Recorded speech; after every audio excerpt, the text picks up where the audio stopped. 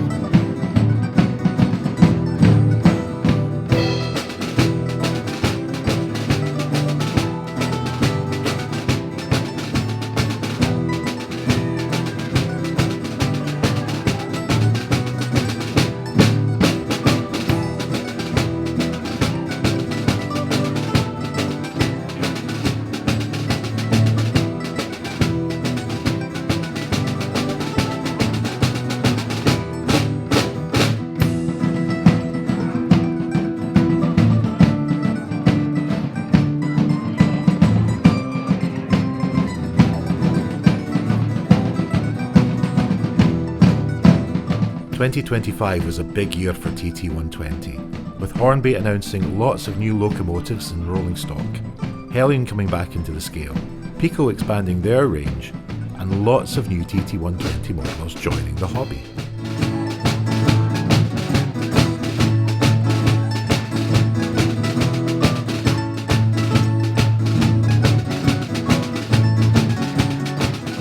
Here at Hollybush, I've added one big infrastructure job this year with the incline line and picked up a few of the new locomotives and rolling stock that have come out this year. The incline is still a work in progress. This time last year was just a vague idea to add a second level to the layout. After a bit of experimentation with homemade supports, I went with pillars from Wellington Dean and set about turning a siding into a full branch line.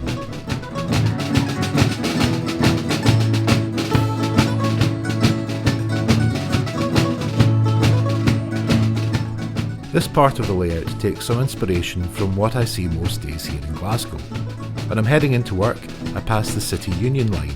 It's raised up on viaducts above street level as it goes behind the Citizens Theatre and crosses Cumberland Street and Gorbo Street on bridges very similar to the one that I found in model form.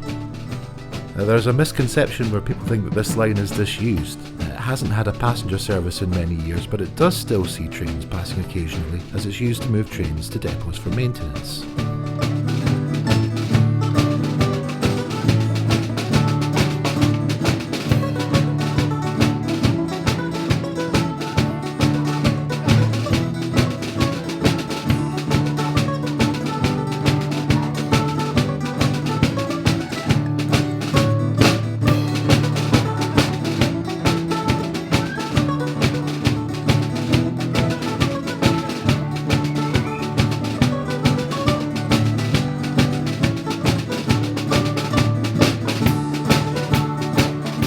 One of the things that I like about having this new part of the layout is that it helps to break up the different parts of the railway. The double track main line is now inside the walls of the incline, with the Dalrymple branch on the outside. That line now has a tunnel entrance just after the station, so that instead of being an obviously visible oval matching the main line, it now goes out of sight, and you can imagine it going off into the distance to far off locations before it rejoins at a junction under the bridge. Trains on that line feel a little bit less like they're chasing their tail when they disappear out of sight for a while.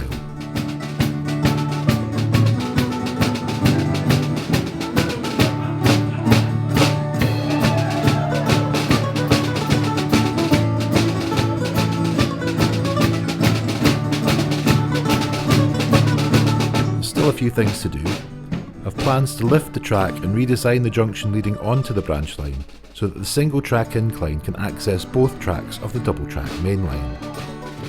When I eventually build the extension, which the high level line will run onto, I'm thinking to have a small terminus station and a coal loading stage. Freight trains can then run down the incline and cross a junction before reversing into the goods yard. Passenger trains can come out of Hollybush station, climb up to the high level station, then come back down onto the opposite running line. There's no great rush to do this work though. I'm enjoying just running trains at the moment without looking to do anything massively disruptive for a while. Engineering works can wait for the moment. You won't be watching a rail replacement bus service video anytime soon. 2025 also saw some new trains arrive at Hollybush. The Terrier, B4 and Class 37, all announced earlier in the year, have all arrived by Christmas. Each of them have been excellent additions and the quality of TT120 models in 2025 has been exceptional. I'd be hard pressed to pick a favourite. The Terrier and B4 are exactly the kind of small tank engines that Scale had been crying out for. There must have been a lot of interest in the branch line set in the B4 loco, as my review of that set was my most watched video of the last year.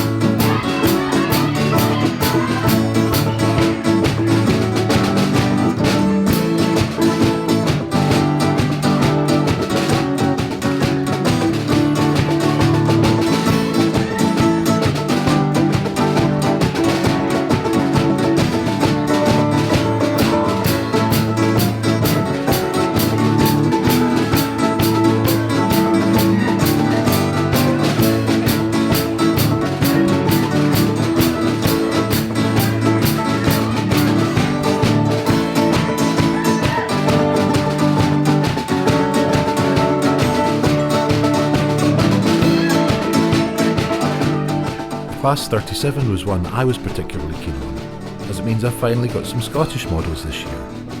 This Glasgow Eastfield based loco joins Pico Wagons and Lothian Coal and Glasgow Iron liveries for some local interest.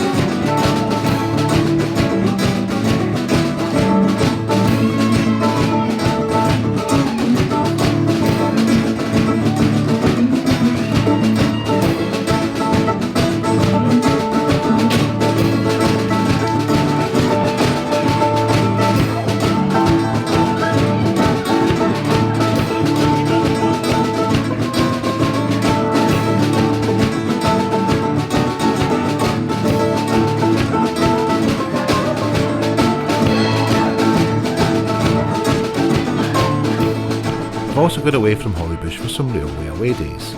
2025 saw visits to model railway exhibitions at Glasgow's SEC for Model Rail Scotland, Paisley's Braehead Arena for the Scottish Festival of Railway Modelling, as well as shows in Troon, Dunblane, Greenock, Cathcart and Falkirk.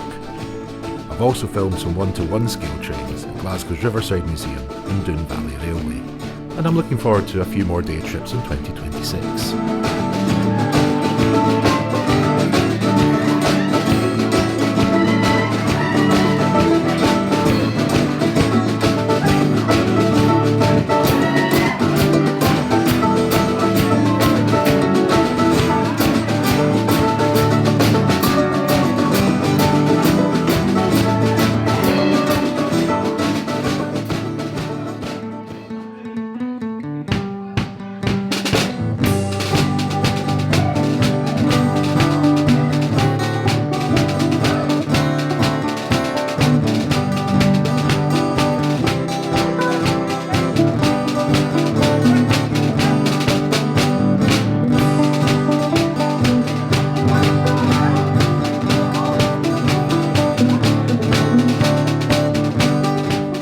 Thanks for watching this video on Hollybush Railway's 3rd birthday, and I look back at what I've been doing in 2025. Happy New Year to you all, and hope you all have a fantastic 2026. And if you're enjoying these videos, please do click the like button and subscribe to the channel.